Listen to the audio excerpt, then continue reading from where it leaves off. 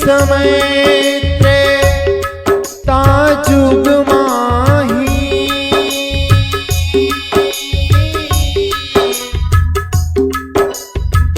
शंभु गए कुंभजरी सिपाही। सिया राम जय जय राम, सिया राम जय जय राम।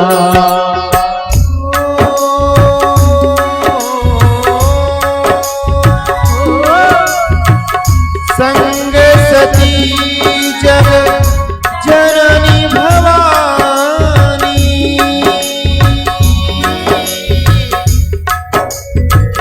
पूजे हो ऋषि अखिलेश्वर जानी।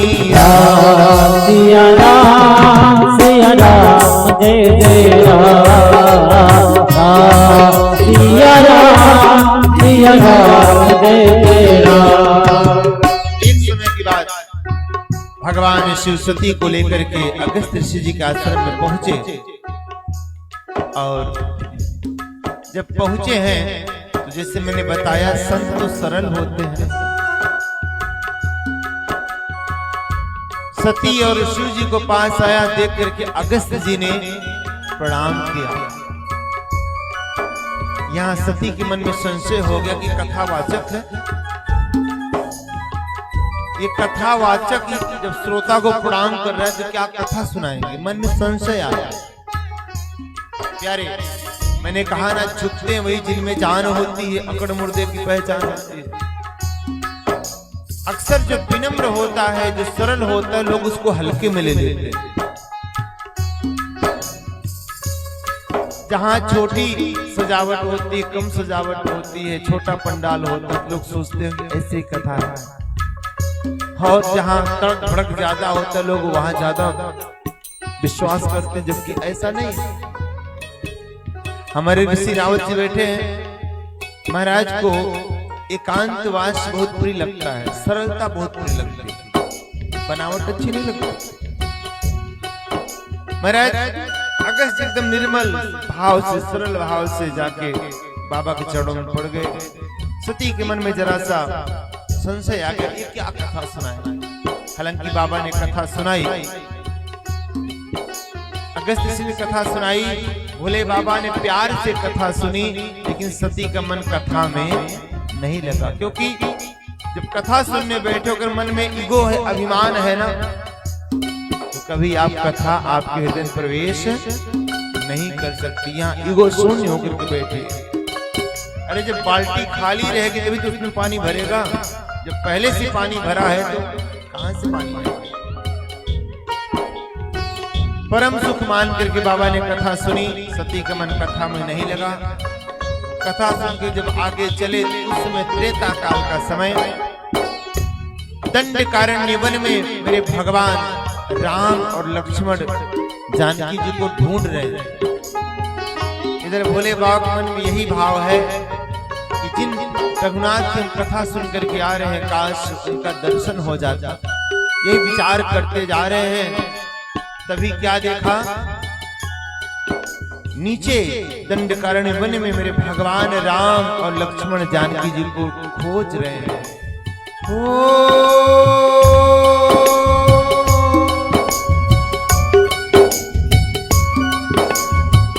हे खगमृग हे मधुकर श्रेणी, तुम देखी सीता मृग नैनी। सिया राम जय जय राम, सिया राम जय जय राम। राम लक्ष्मण लीला कर रहे हैं और मेरे बाबा देखे तो दूर से ही प्रणाम किया। सच्चिदानंद भगवान की जय हो जय हो जय हो जय जयकार करने लगे।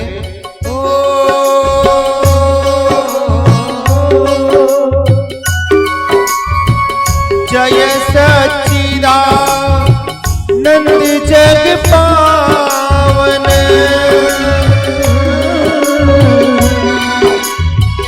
अस कहीं चले मनोजिन सावन। राम सिया राम सिया राम जय जय राम।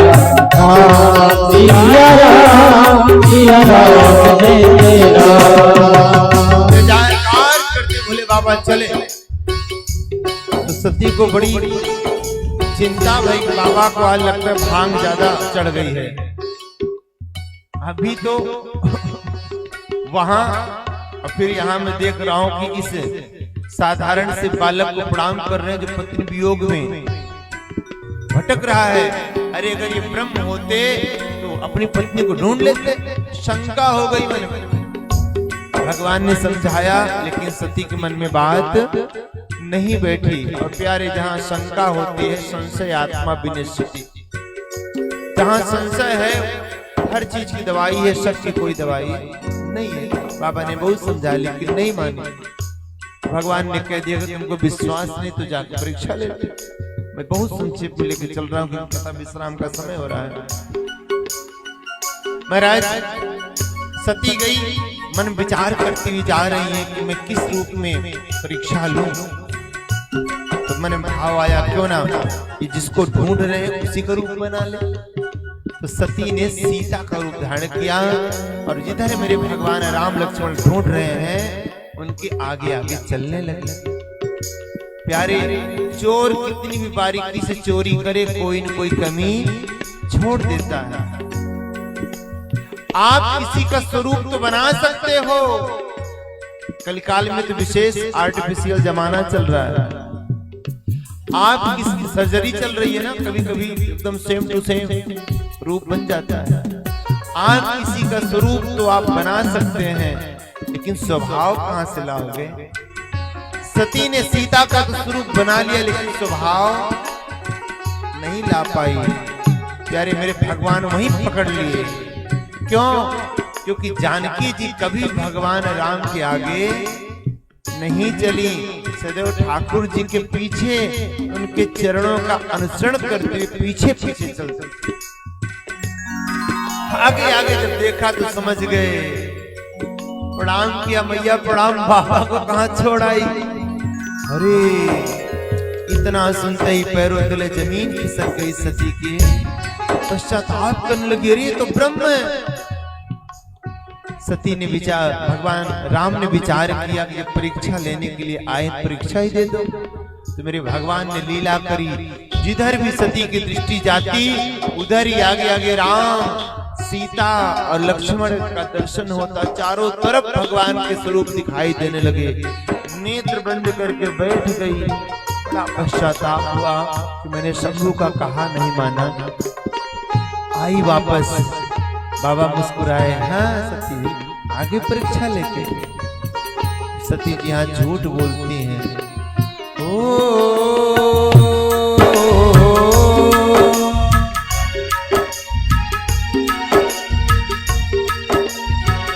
कछु न परीक्षा लीन है गुसाई, दीन प्रणाम तुम्हारे नाई।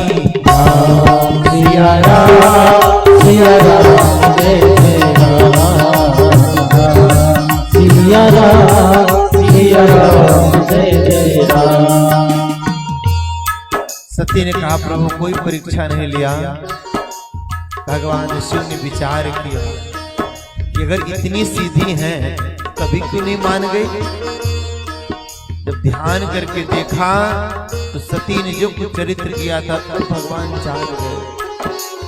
तो मेरे बाबा ने मन ही मन संकल्प लिया कि अरे इसने मेरी माँ का रूप बनाया, अब मैं कैसे इसको मैं पत्नी के रूप में स्वीकार करूंगा। तो मन ही मन संकल्प लिया, क्या हो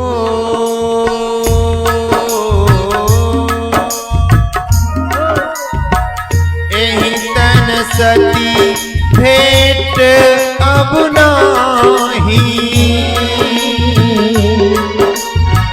शिव संकल्प कीन मन माही। राम सिया राम जय जय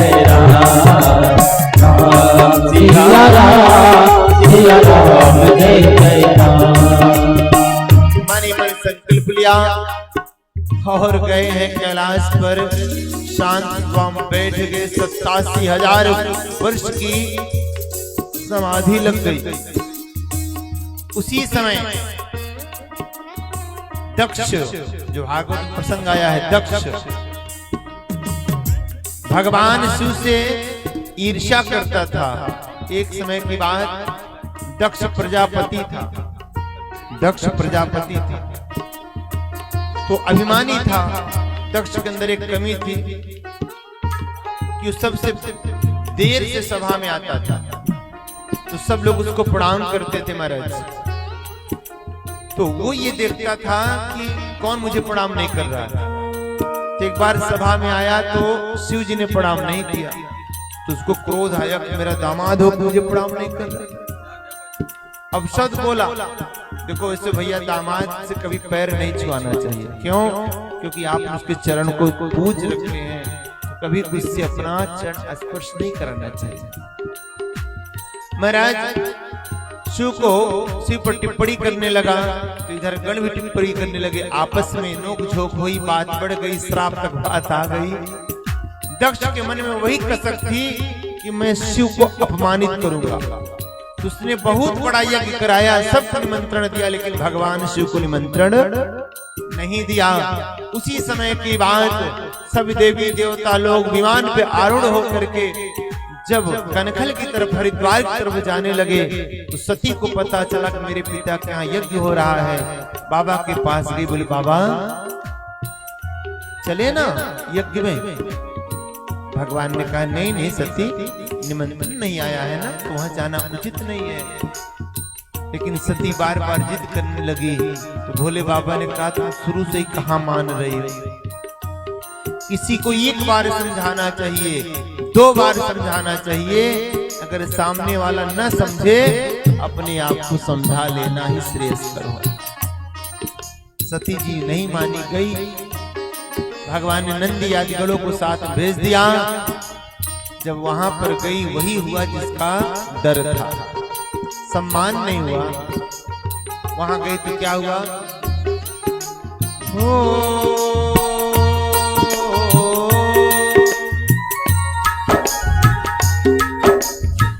सादर भले ही मिली एक माता,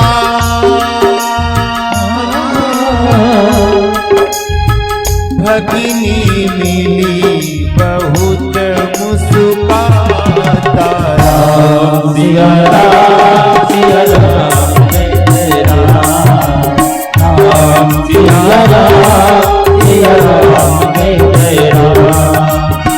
केवल एक माँ प्रेम से मिली और बहनें बहुत कटाक्ष, कुछ ज्यादा ही हंसती हुई मिली, व्यंगात्मक मुस्कुराती हुई मिली।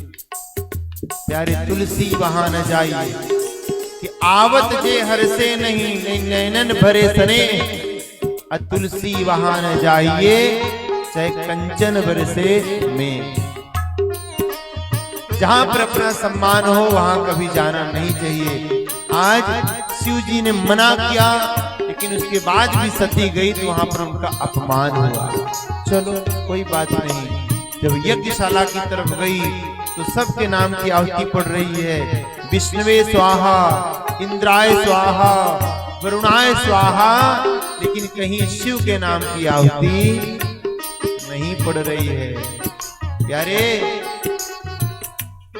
एक स्त्री अपने मायके में अपना अपमान सहन कर लेती है, सब कुछ सहन कर सकती है, लेकिन अपने पति का अपमान नहीं सहन कर सकती। प्यारे, सती को बड़ा क्रोध आया कि जहां शिव नहीं, एक ही मात्रा हटा दो 100 बचता है। मैंने बड़ा अपराध किया यहाँ आकर के। अतः सती ने स्वयं योग के माध्यम से अग्नि को प्रकट करी और अपने आप की आहुति ओम शिवाय नमः स्वाहा अपनी ही आहुति यज्ञ में डाल दी।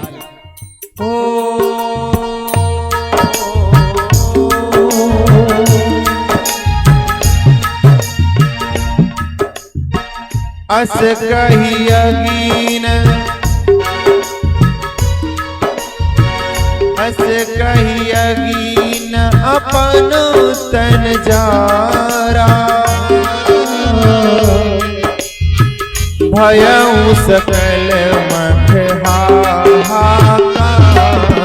राम सिया राम सिया राम सिया राम सिया राम जय राम। अस कही योग अगिन तनुजारा, भयम सकल मख हाहाकार, हाहाकार मचने लगा महाराज।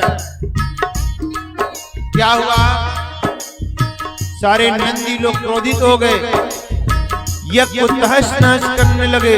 भगवान शिव को पता चला, अपनी जटाओं को उखाड़ के फेंका।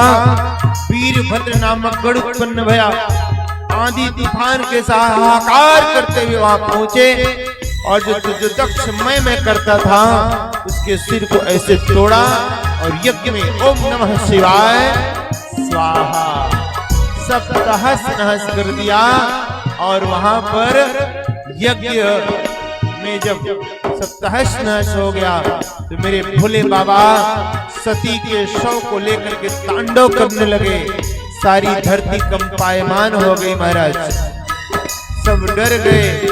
तो सब भगवान नारायण की शरण में गए।